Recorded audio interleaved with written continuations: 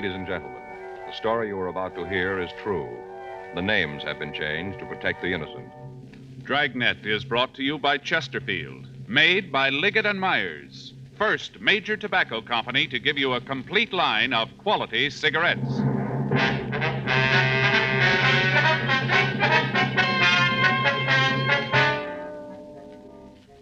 You're a detective sergeant. You're assigned to burglary detail.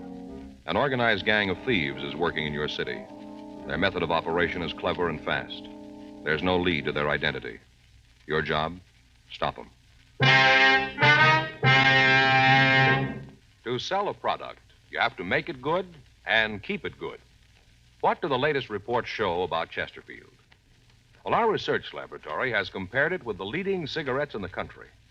Chesterfield is highest in quality, low in nicotine. Another good reason why thousands of people are changing to Chesterfield every day. Smoke America's most popular two-way cigarette. Regular or king size, you'll find Chesterfield really mild, really satisfying. Best for you.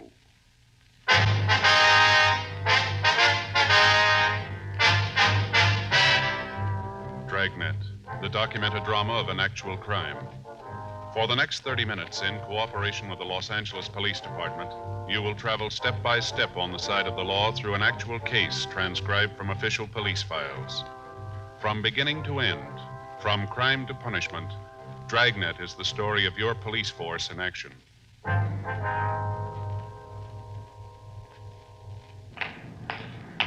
It was Tuesday, May 7th. It was warm in Los Angeles. We were working the day watch out of burglary detail. My partner's Frank Smith. The boss is Captain Bernard. My name's Friday. We were on our way out from the office, and it was 9:46 a.m. when we got to the corner of Beverly Boulevard and Fountain Streets.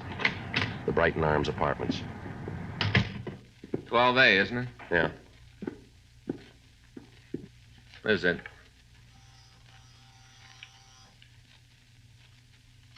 Want to try it again? Yeah. Just a minute. Yeah? Miss Anderson? Yeah, that's right. Police officers. This is my partner, Frank Smith. My name's Friday. Oh, yeah, come on in. Thank you. Thanks very much, ma'am. Sit down, I'll put some coffee on. All right.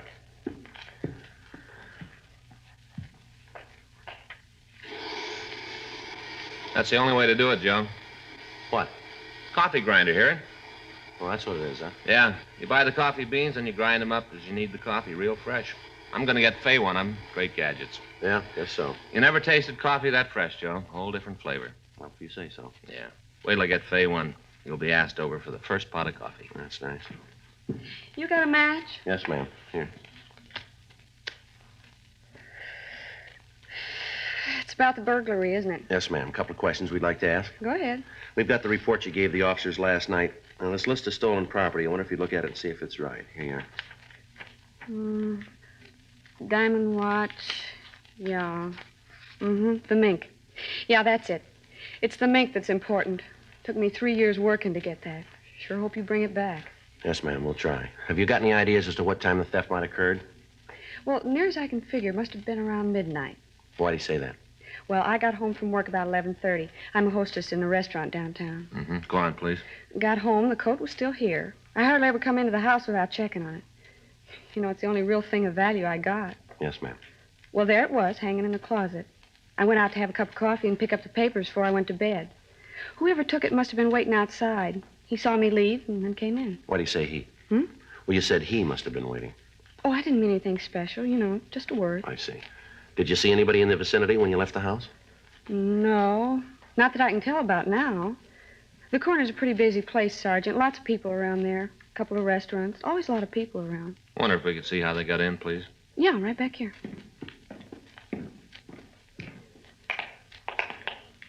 Here, you see, they cut the screen on the porch door and then just reached in and opened it. Top half of the door. You had it like this, did you? Yeah, you see, you just flip these two little things and the glass part of the door comes out. Always take it out on warm nights.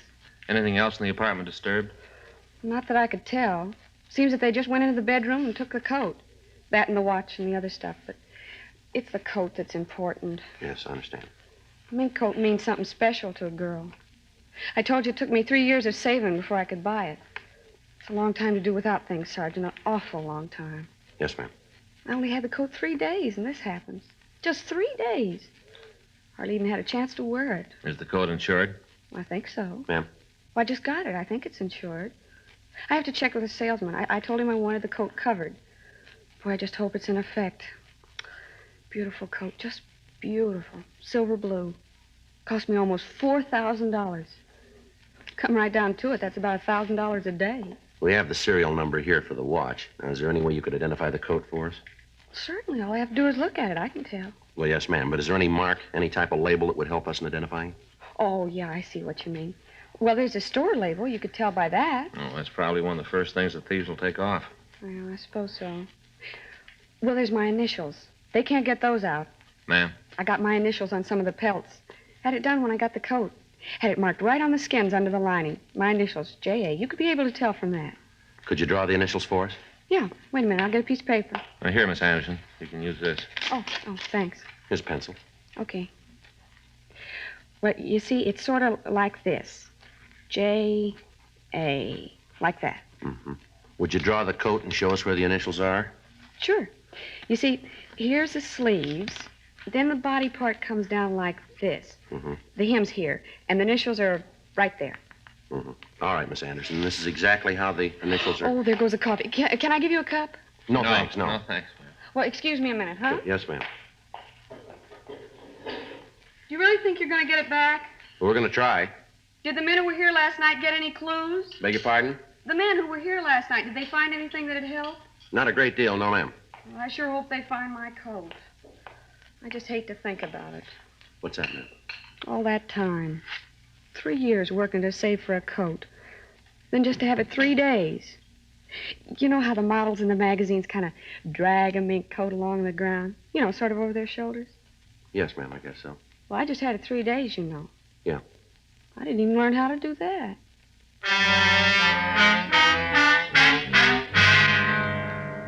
Reports of similar burglaries had been coming into the office for the past 6 weeks. In each one, the method of operation was similar enough to let us know that we were dealing with the same thieves. All of the homes that were prowled were residences. The owners of the houses were always absent. Entrance to the places was made through a rear window. In those cases where the window was open, the screen was cut. Where the window was locked, the pane of glass was broken and the entrance made that way. The classification of goods stolen was also the same in all of the burglaries. Pieces of jewelry, whatever money was found, and fur coats. The only room prowled was the one where the fur coats were kept. None of the valuables in the rest of the house would be touched. Bulletins had been gotten out to all of the pawn shops in the area on the stolen pieces, but there'd been no replies. The M.O. had been checked with the stats office, and the possibles that they came up with were checked out. We failed to come up with a suspect. The investigation of the crime lab on the scene had produced no tangible evidence. Frank and I had gone over the burglary reports time and time again, trying to find something that would tie the thefts together. None of the victims were acquainted with each other. They all lived in different parts of the city. The coats were bought from different retailers, and yet within a week of the time the coat was purchased, it would be stolen. Friends of the victims were checked. In most instances, we found that they didn't even know the victim had been in possession of the article stolen. On the night of May 6th, another burglary was reported. Among the stolen articles were a mink stole and a full-length natural mink coat. The coat had been purchased only 3 days before the theft. The victim had worn it in public only twice. After going over the physical evidence at the scene and talking with the woman, we were no further than we had been. Saturday, May 11th, Frank and I checked into the office. Another one that doesn't go anyplace. Yeah, you want to get the reports out? Yeah. You know, Joe, there's got to be something to tie them all together, something in common. Well, if we come up with that, maybe we got the answer. You see the bunch down by Chief Brown's office when we came in? Yeah? I recognize one of them. Yeah, who? Insurance man. They'll most likely be down here when they get through talking to Chief Brown. What's it figure the thefts have cost him? A little under $47,000. Well, you stand that kind of loss, you'd do some yelling, too, wouldn't you? Suppose. Funny none of the stuff's turned up. Well, it isn't doing them any good unless they sell it. I get it. Burglary Friday. Yeah, it is. Mm-hmm. What's your name? What? Oh, where are you now? Mm-hmm. All right. No, we'll be right over. Right. Well, maybe we got one. Yeah? Woman says she wants to talk to us about a stolen fur coat. The woman gave the name of Wilda Chandler. She said that she had some information for us and asked us to meet her in a bar at the corner of St. Andrew's Place and Las Palmas Avenue. It took us 23 minutes to get there. See her? No, we better ask the bartender. Yeah. Yeah? Is there a Miss Chandler here? Chandler? That's right. She just called. Said to meet her here. Might be her in the back booth. Didn't give no name. Back booth. Thank you. Hey, wait a minute. Yeah. If it's her, your friend, will you do me a favor? What's that? Try to get her out of here. What do you mean? Get her out of here. All she's been doing is sitting back there playing that song. Playing the song, ordering doubles. We ain't got a girl in here this time of the morning. I gotta carry the orders back to her. Got a lot of other stuff to do. All right, we'll see about it. Well, if you can't get her out, at least talk her into sitting up here at the bar. Says I don't have to walk, huh? Yeah, sure. Thanks. Miss Chandler? Sit right down, boys. Been expecting you. All right. This is my partner, Frank Smith. My name's Friday. You just betcha. Glad to meet both of you. Talked to you on the phone, didn't I? Yes, ma'am. Yeah, I never forget a name. How about a drink for you two boys? No, ma'am. Thank you. You should have a couple. Seems to make everything a lot better. I may have several more. You said something about some information on some stolen fur coats, is that right? Yeah, and I got it. Oh, Max, he's gonna be sorry. Old Max? Hear that on the jukebox? Melancholy mood. Hear it? Yes, ma'am. Our song. Is that right? You just betcha. Old Max, our song. Partner that goes, gone is every joy and inspiration. Tears are all I have to show. No consolation. So old Max left me. Tears in his fur coat. Uh-huh. Who's Max? You fellas sure you don't want a drink? No, ma'am. Oh, Max, just the tears in the coat. See? This is it. What do you think of it? Very pretty. That's a lie. It's a lousy coat, and you know it. You want to tell us about the stolen coats, please? Here, I've been working for Max almost 2 months, and I just found out. Guess you think that's pretty dumb, huh? Well, maybe if you'd tell us about it. 2 months. Matter of fact, I just got the message last night, Friday, May 10th. 1:22 a.m., if you want to be exact. That's when I got the message about old Max. Now, look, miss, you called us and said that you had some information on some coats. Now, I wonder if you'd be kind enough to tell us about You it. just betcha. Would you put this in the jukebox for me? Play number B7. Huh? Yes, ma'am. B7, huh? Yeah, melancholy mood. Old Max and my song. You know what? He's a no good. A real no good. This Max, has he got something to do with the burglaries? You just betcha. Old slick Max, he's a pistol. Yeah. Say, how about a drink? No, thank you. I didn't mean for you, for me. Suppose you tell us about Max and the furs, would you, please? If that's the way you want it. Max is a thief. Yes, ma'am. Oh, you know him? I don't know. A thief. Worked for him 2 months, even thinking about marrying him. All the time he's a thief. What's Max's last name? Barrett. Well, thanks for playing the song. It's real nice. That's B7. What about this Max? Told me how I was going to wear mink, and this is what I end up with. Now, look, Miss Chandler, if you have some information for us, we want to hear it, but we haven't got time to sit here and keep you company. You think it's all a gag, huh? You just think I'm lonely, so I called you. That's what you think, isn't it? Why don't you tell us? Well, it isn't a gag. I can tell you all about the coats, all about them. Yes, ma'am. That's why we're here. Would you go ahead? Well, I'm a hat check girl in a restaurant out in the country. It's a good racket. Got the job about 3 months ago. Doing real well at it. Then I meet this Max 2 months ago. Old Max walks in. Yes, ma'am. Gives me the big pitch, how he thinks I'm so pretty, all that kind of stuff, you know? Go ahead. Well, he really piles it on. How he's got a big deal cooking, and as soon as it comes through, him and me is going to get married. Tells me that while he's waiting for the deal to gel, he's selling insurance. Old Max selling insurance. Pretty funny, huh? Mm. Well, he tells me that the hardest thing about selling insurance is the contacts. You know, getting to meet the people who need it. Contacts. Yeah. And that's where I come in. You see, old Max, he doesn't sell insurance on people, not like on their lives. He doesn't sell that kind. Mm-hmm. He sells what they call personal property insurance on things like rings and coats, stuff like that. You with me? Yes, ma'am. So far. Go ahead. Well, he tells me that if I'll help him with his contacts, he'll cut me in on his percentage. Says all I have to do is tell him when some woman comes in with a new coat, her name and address, and he'll go see her and make the sale. It's me simple. All I got to do is get the names and addresses. Did you do it? Sure. How dumb can you get? I gave him the names and addresses. I knew there was anything wrong. Can you tell us what names you gave him? I got every one of them. Got them at home. You can have them. When'd you find out he wasn't an insurance salesman? Last night, 1:22 a.m. I wasn't feeling so good, so I took off from work. Went by his place. Old Max is just coming in. Got the car parked out by his garage. The backseat is loaded with fur coats, all kind of other stuff. Watches, jewelry. That's when I knew he was a no good. Old Max, a pistol. A real no good. Yes, ma'am. What happened? Well, I asked him about the stuff, where he got it. Yeah? He told me all about it. How he'd been stealing. How all the names I'd been giving him were his sucker list. How as soon as I'd give him the information, he'd lift the stuff. All that time. 2 months, and I figured he was an insurance salesman. You know what he's doing with the coats? What? Well, is he selling them? Sure. He's got a regular order business. You call up and order a blue mink coat. If you want a platinum stole, just call Max. You'll have it. Is he disposing of it here in L.A.? Not old Max. He's too smart for that. Ships the stuff east. Is that right? Didn't I just tell you it was? You just betcha. Max gets an order, and he goes out and he fills it. Then he gets a hold of some young kid and offers him a trip to the east. Maybe Chicago, Detroit, New York. Wherever the delivery's supposed to be made. Gives the kid a plane ticket and sends him on the way. The carrier know what he's doing? Oh, no. Max just gives him the suitcase and tells him where to deliver it. How'd you find out about the operation setup? Old Max, he told me. Said that since I found out, he'd have to cut me in. Give me all the scoop. Barrett ever been arrested? I don't know, maybe. You any close friends in town, do you know? I guess. Never saw none of them myself. You want to show us where he lives? Sure. I want to see him get his. After the way he lied. Ain't nothing too bad for him. Oh, Max, a pistol.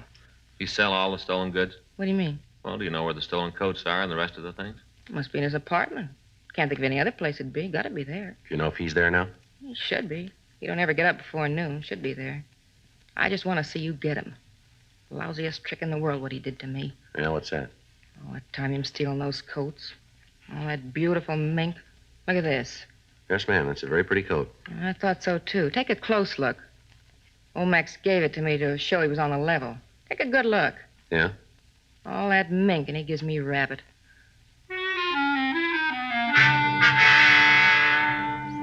Before we left the bar, we put in a call to R&I asking if Max Barrett had a police record. The office told us that there was none in our files. We asked that a teletype be sent to George Brereton at the CII office up in Sacramento. We also had the name Wilda Chandler checked. She had no record in Los Angeles. 11:20 a.m. We got Barrett's address from the Chandler woman, and then we called a radio car. The officers took her to the city hall where she could make a full statement. Frank and I drove over to Barrett's apartment. Wilda Chandler had told us that the suspect drove a late model Pontiac sedan. We found the car parked in a garage in the rear of Barrett's address. A preliminary search of the garage and of the car failed to turn up any evidence of the thefts. 11:46 a.m. Frank and I went up to see Barrett. I'll get it. Probably still asleep. Uh-huh. Who is it? Like to see you. Just a minute.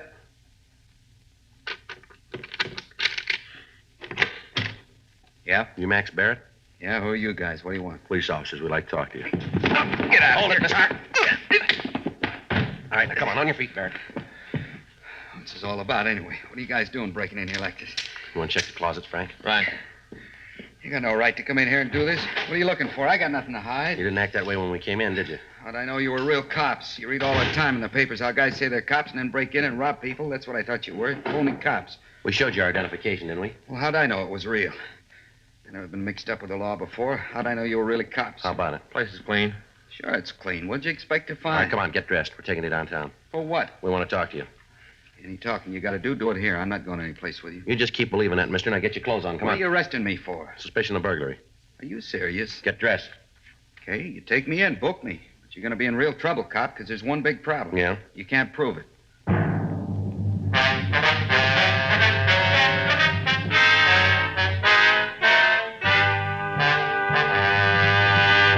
You are listening to Dragnet, the authentic story of your police force in action. There are good reasons why thousands of people are changing to Chesterfield every day. Why Chesterfield is the largest selling two-way cigarette in America. Why Chesterfield is best for me and best for you. People these days want facts. When you want people to use your product, you have to tell them what effect it has on people who do use it regularly. That's why a doctor has examined for almost 2 years a large group of Chesterfield smokers. 45% of them have, on the average, been smoking Chesterfields for well over 10 years.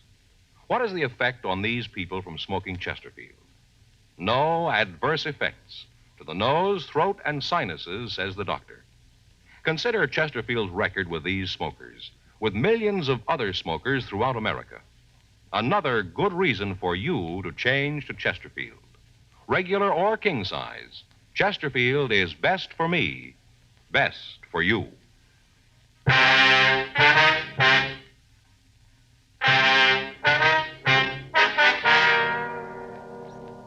12:10 p.m. We called the office and arranged for a stakeout on Barrett's apartment in the event any of his associates contacted him. We asked his landlady about his friends.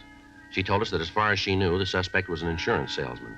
She said that he told her that because of his type of business, it would be necessary for him to keep late hours and that he didn't want to be disturbed during the day.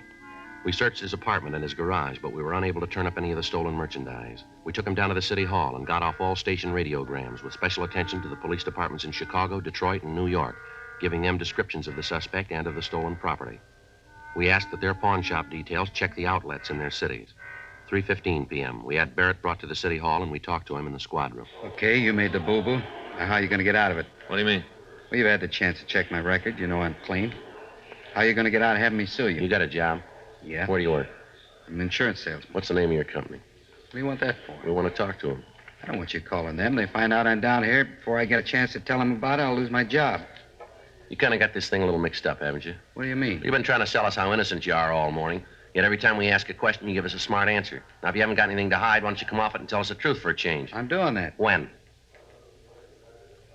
What company you work for? I'm not going to tell you. This rate book we found in your car. This the one? Great Southwestern Life, that it? Why don't you call them and find out? We did. They say they never heard of you. Then it isn't them, is it? What are you doing with the rate book? That illegal, too? Where'd you get it? Friend of mine. I like to check the prices of other companies, keep abreast of things. What's the friend's name? You know I'm not going to give you that. Hey, who put you on to me anyway? You said it yourself. We're not going to tell you. That it was that Wilda broad. Who? Who's playing cozy now? Wilda Chandler. She's the one who told you to pick me up, isn't she? She have a reason to do that? She might think so. Why don't you tell us about it? I tried to help her out, give her the chance to earn some extra money. Told her I'd give her $5 for every prospect she turned over to me who bought some insurance, and it worked good for a while. And she started boozing it up. Got to be a real lush. Couldn't trust her anymore.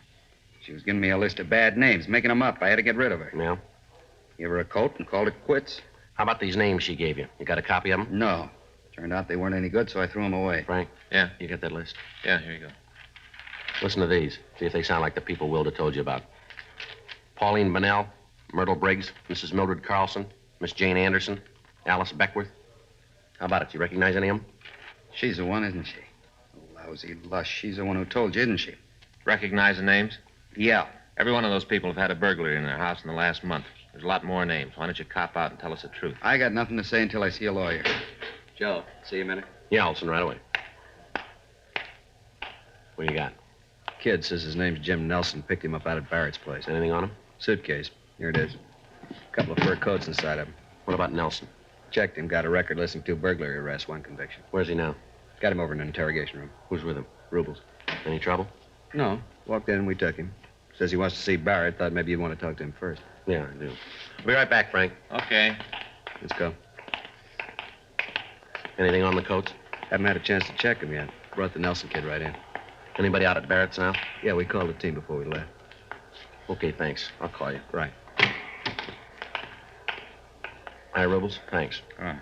Olson, I'll be down the hall if you need anything, Joe. Right, thank you. Your name Nelson, is that right? Yeah. Where'd you get the suitcase? Barrett gave it to me When? a couple of days ago. I was supposed to take it to Detroit. What happened? I didn't make it. Got to thinking about how he was willing to pay my expenses back there just to take the suitcase. Got to wondering what was so important. Opened the suitcase, and when I saw what was in it, I didn't want any part of it. Tried to give it back to him. Cops picked me up. Uh-huh. You know where he got the coats? No, and I don't want to. Anytime a guy's willing to pay expenses back east just to deliver a suitcase, there's something phony about it. I want no part of the action. You know I got a record. I only stood 1 conviction. I'm trying to keep clean. You got Barrett here now? That's right. You gonna hold him? Yeah. I'd like to see him for a minute. Why? I'd like to tell him what I thought about the deal he tried to pull. Telling me how he was my friend. All the time getting me to carry the stuff for him. Can you fix it up so I can see him? Yeah, come on.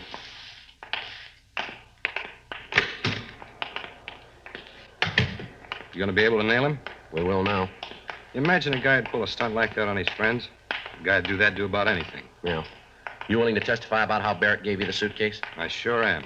I want to see him nailed good. Barrett? Yeah? Turn around here. A friend of yours wants to see you. What are you doing here?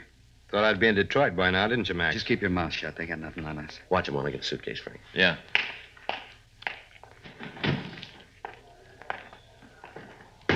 How about it? You ever see this bag before, Barrett? He should. He gave it to me. Beautiful coat here. Let's take a look at the lining, shall we? I don't know anything about those. A guy sold them to me. I don't know where they came from. How about it? It's right there, initials J.A. You want to tell us now, Barrett?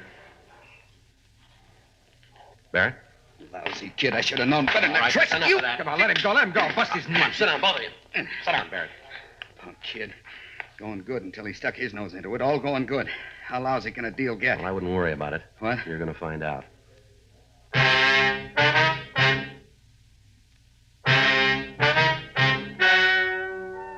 The story you have just heard is true.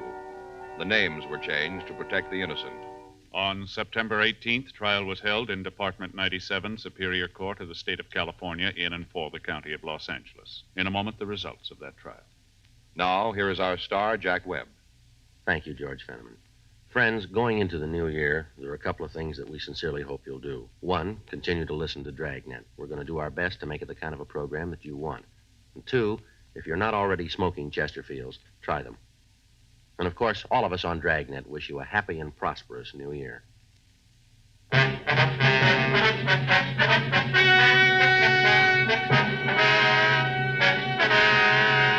Max Rudolph Barrett was tried and convicted of burglary in the first degree, 4 counts, and received sentence as prescribed by law. Burglary in the first degree is punishable by imprisonment in the state penitentiary for a period of not less than 5 years. His associates in the burglary ring were tried and convicted of receiving stolen property, which is punishable by imprisonment in the state penitentiary for a period of not more than 10 years. Because of the cooperation she gave authorities in apprehending the suspects, Wilda Noreen Chandler was released from custody. Ladies and gentlemen, if you enjoyed the Dragnet Christmas story, it's available in RCA Victor record albums.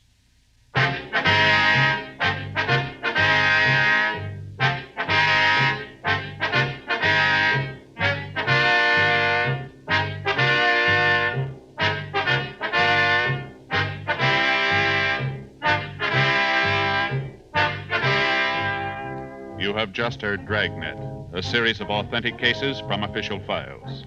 Technical advice comes from the Office of Chief of Police W.H. Parker, Los Angeles Police Department. Technical advisors, Captain Jack Donahoe, Sergeant Marty Wynn, Sergeant Vance Brasher. Heard tonight were Ben Alexander, Carolyn Jones, Vic Perrin, Lillian Baia. Script by John Robinson. Music by Walter Schumann. Hal Gibney speaking. Watch an entirely new Dragnet case history each week on your local NBC television station. Please check your newspapers for the day and time. Chesterfield has brought you Dragnet, transcribed from Los Angeles. Have you tried new cork tip Fatima? It's the smooth smoke with Fatima tips of perfect cork. King size for longer filtering and Fatima quality for a much better flavor and aroma. Remember, Fatima, with tips of perfect cork, is made and guaranteed by the makers of Chesterfield, Liggett & Myers Tobacco Company.